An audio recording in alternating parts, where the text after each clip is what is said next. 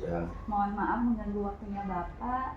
Ini hari ini terkait saya sudah masuk ke modul 31 yaitu tentang pengambilan keputusan berbasis nilai. Bagaimana Bapak menjalankan pengambilan keputusan di sekolah, terutama untuk kasus di mana ada dua kepentingan yang sama-sama benar, Pak? Ya, untuk banyak sekali kasus ya, tapi terkadang kita juga berhadapan dengan kasus yang boleh dikatakan benar ya, sama-sama benar. Nah, makanya ada kalanya kita juga menggunakan hati nurani kita. Contoh misalnya ada seorang siswa terlambat datang ke sekolah. Nah, kemudian kalau kita lihat dari aturan sekolah memang dia itu salah. Tetapi ketika kita lakukan pembinaan, kita tanya kepada anak tersebut alasannya kenapa dia datang ke sekolah terlambat. Jawaban anak misalnya membantu orang tuanya dulu, membantu ibunya jualan. Nah, disitulah dilema kita. Jadi secara hati nurani, ya kita acungkan jempol terhadap anak tersebut ya, yang sangat berbakti kepada orang tua. Tetapi di sekolah ada aturan. Nah, tetap kita berpegang kepada aturan, walaupun persuasif kita lakukan. Ya, bahwa nak betul, bahwa apa yang kamu lakukan betul. Ya, betul kan, sangat berbakti kepada orang tua. Tetapi sekolah punya aturan. Jadi tetap kalau secara aturan kita tidak menggunakan alasan. Jadi tetap dilakukan pembinaan, diterapkan sanksi yang sifatnya mendidik dengan harapan si anak tersebut juga kedepannya memahami dan mengerti. Karena apa yang kita lakukan itu ada semata-mata untuk kebaikan anak tersebut. Kemudian yang kedua, kita sedang mempersiapkan lulusan-lulusan yang memang bisa diserap terutama di dunia usaha, dunia industri sesuai dengan bidang keahliannya masing-masing. Nah, salah satu standar yang diterapkan oleh industri tadi ya bagaimana anak itu ya disiplin gitu. Oke, langkah-langkah atau prosedur seperti apa yang biasanya Bapak lakukan selama ini dalam menghadapi kasus-kasus yang sama benar itu, Pak? Ya, kita pertama identifikasi masalah permasalahan. Kemudian di sekolah kita punya yang namanya struktur organisasi sekolah. Kemudian masing-masing bidang yang ada di struktur organisasi di sekolah itu membuat program kerja, termasuk juga di situ alur kerja atau mekanisme kerja. Contoh untuk kesiswaan misalnya ketika ada anak melakukan pelanggaran, maka di kesiswaan itu punya mekanisme-mekanisme bagaimana menangani anak-anak yang bermasalah. Jadi begitu anak itu bermasalah, ya jangan langsung main diberikan hukuman atau langsung dikeluarkan dari pihak sekolah. Tetapi kita lihat dulu, ya ada teguran lisan, ada teguran tertulis, itu kan. Kemudian kita menerapkan kalau di kesiswaan semacam angka kredit. Nah, dengan angka kredit ini, misalnya kita sepakati dengan orang tua, kita sosialisasikan. Ya, setiap permasalahan dari mulai ringan, sedang sampai berat itu ada angka kreditnya masing-masing. Nah, apabila si anak tersebut sudah mencapai angka 100 dalam 1 tahun pelajaran, maka mau tidak mau ya anak tersebut harus dikembalikan kepada orang tua. Itu kan. Nah, dengan harapan anak tersebut mudah-mudahan tidak mencapai 100 sehingga di tahun berikutnya bisa diperbaiki dan angka kredit itu akan kembali lagi kepada ke 0. Terus hal-hal apa saja yang selama ini Bapak anggap efektif dalam pengambilan keputusan pada kasus tersebut, Pak? Ya, kita terapkan yang namanya reward and punishment. Ya, kita terapkan reward and punishment. Kita punya aturan. Kemudian ya kita hargai setiap siswa yang punya prestasi. Kita hargai setiap siswa yang punya perilaku baik. Apalagi dia sudah bisa membanggakan ke pihak sekolah, sudah membuat nama baik keluarga gitu kan, apalagi nama baik sekolah. Nah, dibuktikan dengan prestasi ya kita jangan tanggung-tanggung, jangan suka-suka untuk memberikan penghargaan. Walaupun penghargaan itu sekedar ucapan terima kasih. Tetapi di lain sisi juga ya kita harus berani memberikan punishment, ya hukuman sesuai dengan aturan yang ada terhadap permasalahan-permasalahan yang terjadi di sekolah yang diakibatkan oleh perilaku anak yang menyimpang. Nah, kemudian di lapangan ya tetap kita humanis, kemudian kita bersifat luwes, kemudian ya kita kedepankan persuasif ya, pendekatan-pendekatan. Terus dalam menghadapi hal-hal tersebut, Bapak menjumpai tantangan-tantangan tidak, Pak? Boleh dijelaskan? Banyak sekali tantangan. Jadi setiap permasalahan yang ada di sekolah janganlah kita anggap itu sebagai permasalahan. Janganlah dianggap itu sebagai rintangan, tapi dianggap sebagai tantangan supaya kita punya motivasi diri untuk memacu diri, ya, memacu diri untuk lebih dewasa lagi, gitu kan. Nah, salah satu tantangannya ya tadi terkadang kita punya aturan, tetapi tidak semua orang tua, tidak semua kita memahami aturan itu. Yang ada kalanya terkadang aturan itu hanya bersifat sebagai lukisan dinding, ya, apalagi mungkin orang tua yang secara ekonominya ada punya gitu ya, merasa bahwa dia dengan uang itu segalanya, maka ya ada istilah dia 100% menitipkan anaknya kepada pihak sekolah. Salah kalau begitu, karena tanggung jawab anak itu adalah tanggung jawab bersama, gitu ya. Kalau di rumah ya tanggung jawab orang tua, dan pengaruh lingkungan keluarga itu yang paling menentukan, gitu kan. Nah ini jadi tantangannya adalah bagaimana kita memberikan pemahaman yang sama, persepsi yang sama kepada seluruh orang tua, termasuk kepada seluruh stakeholder yang ada. Karena apapun kebaikan yang pernah kita lakukan di sekolah belum tentu dinilai baik, karena tadi ya pemahamannya berbeda dan persepsinya berbeda. Setelah itu, Pak, apakah Bapak memiliki jadwal tertentu dalam sebuah penyelesaian sebuah kasus, atau apa Bapak langsung menyelesaikan di tempat atau perlu identifikasi dahulu? Kita kolaborasikan. Jadi kita punya prinsip setiap masalah yang muncul di sekolah, sekecil apapun masalah kita selesaikan. Ibarat borok ya, jangan sampai makin besar gitu kan, sehingga kita sulit untuk mengobatinya. Nah kemudian kita pun melalui bidang kesiswaan, ya, termasuk di program kerja kepala sekolah juga ada yang disebut dengan pembinaan atau disebutnya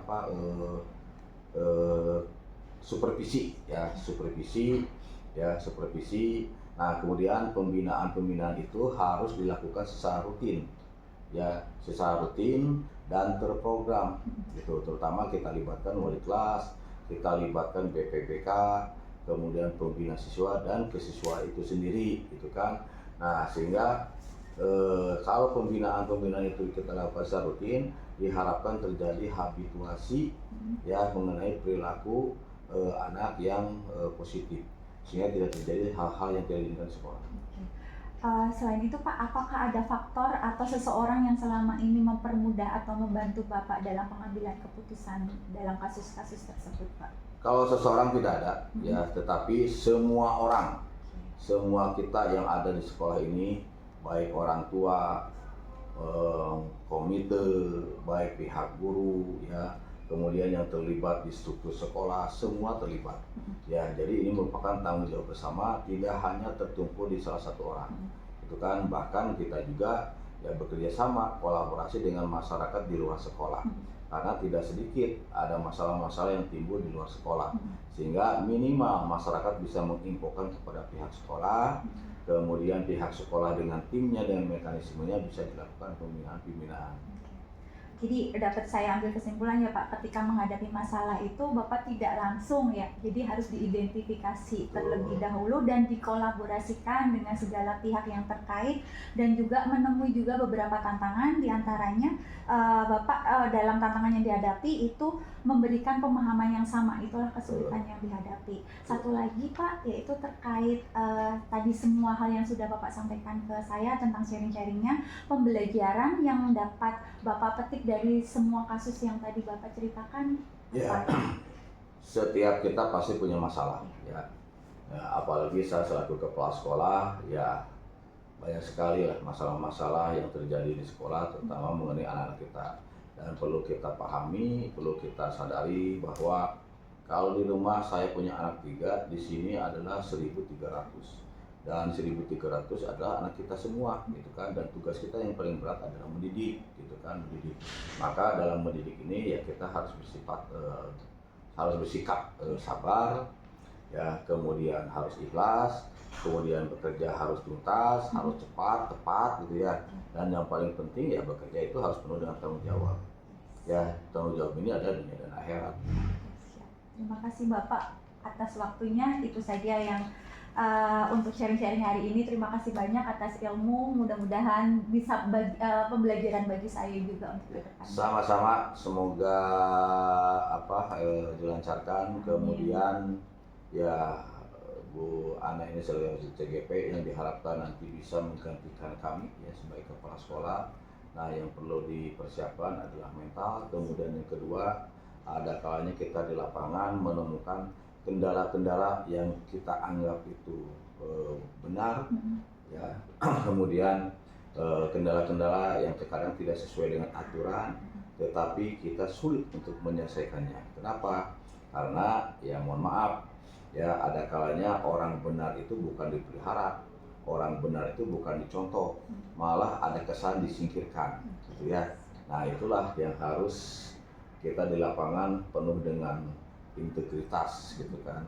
Oke, siap. Terima kasih Bapak. Sama-sama. Assalamualaikum warahmatullahi wabarakatuh. Waalaikumsalam warahmatullahi wabarakatuh. Terima kasih Pak. Assalamualaikum warahmatullahi wabarakatuh. Waalaikumsalam warahmatullahi wabarakatuh.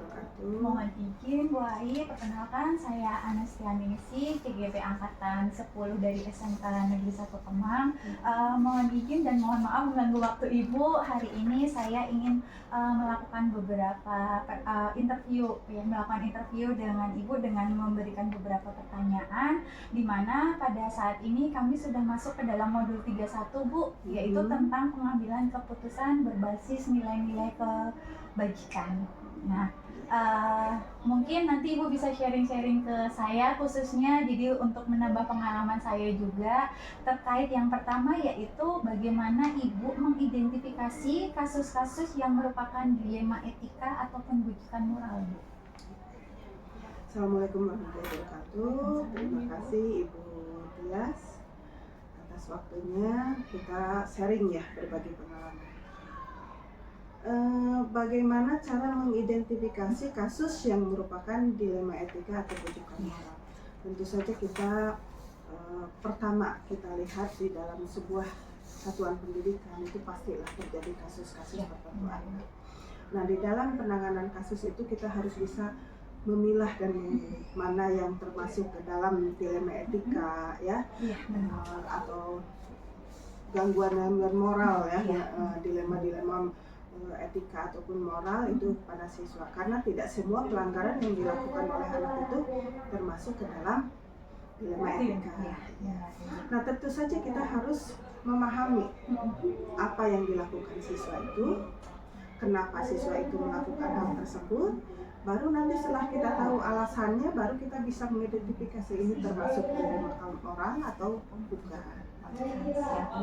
Terus selanjutnya Ibu, bagaimana Ibu menjalankan pengambilan keputusan di sekolah Ibu, terutama untuk kasus-kasus di mana ada dua kepentingan yang sama-sama benar gitu, Bu? Betul ya, ini kalau boleh dikatakan semacam buah simalakama ya. Diambil keputusan satu bagaimana, dua bagaimana. Nah, di sini kita yang pertama yang harus kita perhatikan sekali adalah kepentingan siswa didik kita sendiri. Kenapa? Karena orang tua sudah menitipkan, mengamanahkan mereka untuk kita berikan pendidikan selama 3 tahun di sini. Jadi yang pertama, fokuskan dulu kepada kepentingan anak. Sekalipun anak itu berbuat kesalahan, kita harus tahu, makanya tadi ini ada hubungannya dengan identifikasi. Kenapa anak berbuat seperti itu dan lain sebagainya. Bisa jadi anak itu hanya cari perhatian, bisa jadi anak itu bukan benar-benar nakal, bukan betul-betul ingin melanggar norma etika ya dan lain sebagainya, tetapi semata-mata dalam pencarian identitas diri. Nah, disinilah kita harus bijak ya. Jadi yang pertama kepentingan siswa itu sendiri, dan yang kedua ingat kepada tupoksi kita. Tupoksi kita bukanlah seorang algojo. Guru itu adalah pembimbing. Guru adalah fasilitator. Guru adalah orang tua di sekolah. Jadi dengan berdasarkan itu semua, peran siswa itu sendiri dan peran kita sebagai guru, insya Allah kita akan mengambil kebijakan yang mungkin tidak akan merugikan. Jadi ketika anak melakukan sesuatu itu pasti ada sebabnya gitu ya Bu. Jadi kita nggak boleh langsung menjudge bahwa anak ini salah. Kita Iya. harus mencari dulu sebab dari anak tersebut melakukan hal tersebut. Betul. Oke. Contoh kasus yang sederhana saja dulu. Seandainya anak kesiangan, itu melanggar aturan? Iya. Itu melanggar kedisiplinan? Iya. Apakah kita bisa langsung menghukum anak? Tidak bisa. Kita tahu dulu latar belakangnya. Misalkan, oh ternyata ibunya dirawat di rumah sakit. Tegakah kita lakukan hukuman semacam itu kepada anak yang memang dalam keluarganya sendiri sedang dalam masalah? Gitu. Nah disitulah peran guru harus dicantum. Jadi tidak serta-merta hukuman itu diberikan sama rata. Telat 10 menit, push up semua misalkan gitu. Itu sama sekali tidak mendidik. Terus langkah-langkah yang Ibu lakukan selain mengidentifikasi ada lagi nggak Bu? Ya tadi tentu saja selain mengidentifikasi masalahnya, mencari alasannya, fokuskan pada kepentingan siswa itu sendiri dan pengembangan. Kita kan tujuannya mendidik itu mengembangkan anak itu sendiri ya. Jadi kalau bisa diambil positifnya, contoh nih, anak kok ini melanggar disiplin saja, tetapi anak itu dilihatnya seneng aja main bola itu basket ya, ada bola nganggur dia keluar kelas main basket. Oh berarti potensi ya anak di sini. Nah itulah jadi identifikasi kenapa ya, fokus pada kepentingan anak. Insya Allah nanti kesalahan pun bisa jadi sesuatu yang benar gitu kalau kita benar mengalahkannya. Terus hal-hal apa saja yang selama ini Ibu anggap efektif dalam pengambilan keputusan pada kasus dilema etika Ibu? Hal yang dianggap efektif ya. Yang pertama kerjasama. Kerjasama ini luas sekali ya. Anaknya bisa diajak kerjasama tidak? Kadang kita harus punya deal-deal tertentu dengan siswa juga. Kita ajak aja bicara dari hati ke hati, ajak sebagai orang dewasa, apa maunya dan sebagainya. Itu akan lebih efektif ya. Jadi kita tahu arah anak kemana. Kemudian yang kedua peran serta orang tuanya. Lihat, orang tuanya mendukung tidak? Kalau ternyata kita capek sendiri orang tuanya, tidak ada care gitu ya, ini tidak ada perhatian, nah itu pun tidak mendukung. Dan yang ketiga juga tidak kalah penting ya kita sendiri selaku pendidiknya. Apakah bapak ibu gurunya juga mau sedikit meluangkan waktu lebih, kalau tugas sudah pasti ya, meluangkan waktu lebih untuk mengarahkan anak ini. Insya Allah itu akan berjalan efektif. Dan tentu saja saya juga sebagai pimpinan harus mendukung yang dilakukan oleh bapak ibu guru dengan kontrol dan pengawasan supaya tidak terjadi hal-hal yang tidak diinginkan, contoh misalkan bullying, tindak kekerasan dan sebagainya. Apalagi sekarang udah ada undang-undang perlindungan anak ya, kita mesti hati-hati karena sekolah sampai SMK pun itu anak. Iya, benar. Terus selama dalam menghadapi kasus-kasus tersebut itu Bu, Ibu pernah nggak menghadapi tantangannya gitu Bu? Ada nggak tantangannya? Boleh diceritakan Ibu? Pasti. Tantangannya yang pertama, anak tidak mau berterus terang. Itu adalah kesulitan. Jadi disitulah peran kita ya sebagai guru mengganti orang tua. Itu tidak hanya tugasnya BK. Tidak hanya tugasnya Bapak Ibu wali kelas, tapi semua guru. Kita tuh harus bisa meraih anak. Kalau anak sudah tidak takut sama kita, anak akan bisa berterus terang. Ada apa sebetulnya? Ya. Nah ini kalau anak tidak mau diajak kerjasama itu PR bagi kita. Ya. Karena yang harus diajak kerjasama pertama itu siswa. Kedua tadi tantangannya orang tuanya. Berbeda pendidikannya. Ada kan orang tua yang main tampar aja anak, begitu anak salah kita ngadu ke orang tua, malah orang tuanya lebih galakan gitu kan. Nah, itu juga kendala bagi kita. Jadi anak akhirnya bungkam karena kalau ketahuan sudah babak belur ya gitu. Kemudian situasi dan kondisi masyarakat, lingkungan di mana anak itu tinggal, di mana anak itu bermain, ya dengan siapa anak itu bermain, itu juga kendala bagi kita. Anak di sekolah mungkin tidak melanggar aturan, tetapi kan pengawasan guru itu adalah 24 jam. Kita lihat seandainya anak kita kena kasus di luar jam 12 malam, siapa yang dipanggil? Bapak ibu kesiswaannya kan?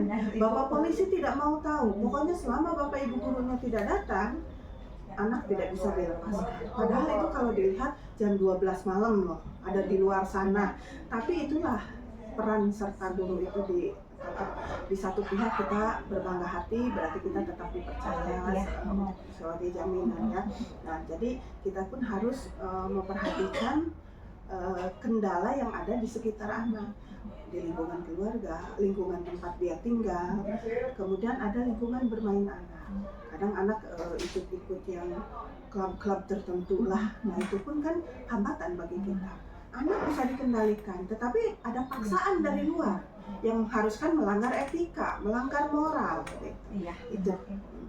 Jadi dapat saya simpulkan tadi ya Ibu, bahwa ketika menghadapi permasalahan Ibu tuh nggak langsung menjudge hari itu juga, tapi Ibu masih melakukan identifikasi, mencari alasannya kenapa anak itu melakukan kesalahan itu, karena pasti anak itu melakukan kesalahan itu pasti ada sebabnya gitu. Dan untuk pengambilan keputusan itu Ibu melakukan prosedur yang tadi sudah Ibu jelaskan ya Ibu ya. Jadi nggak langsung di tempat, jadi nggak langsung ketika anak salah langsung benar dianggap salah gitu Ibu. Dan ada dua pemilahan yang mungkin on the spot juga ada pelanggaran ringan lah. Itu boleh langsung lah kita apakah teguran lisan ya. Apalagi kalau sudah berkali-kali kita boleh agak keras gitu kan, dan baru melakukan pemanggilan dan sebagainya gitu. Ada yang on the spot, tidak semuanya harus prosedural. Tapi kalau yang disampaikan sama Ibu memang ada stepnya gitu ya Bu. Terus ada selama ini Bu, adakah faktor-faktor yang mempermudah atau membantu Ibu dalam pengambilan keputusan dari kasus dilema etika ini? Betul, pasti ya. Tadi sudah Ibu jelaskan itu tadi kerjasama yang baik dari siswa itu sendiri, orang tua, kemudian Bapak Ibu guru yang ada di sini. Kalau ke masyarakat kita tidak berharap banyak ya, tetapi selama siswanya, orang tuanya, Bapak Ibu gurunya itu masih terkondisi dengan kerjasama yang baik, itu insya Allah. Kemudian orang tua juga dimohon pengertiannya itu bahwa mereka menitipkan ke sini itu karena mereka percaya. Berarti jangan sampai percayanya itu setengah-setengah ya. Karena kita sudah punya janji profesi bahwa kita tuh memang tugasnya mencari potensi anak untuk bisa dikembangkan demi masa depan. Baik Ibu, mungkin itu saja yang dapat saya tanyakan buat Ibu, dan terima kasih banyak untuk sharing-sharing yang telah Ibu berikan kepada saya.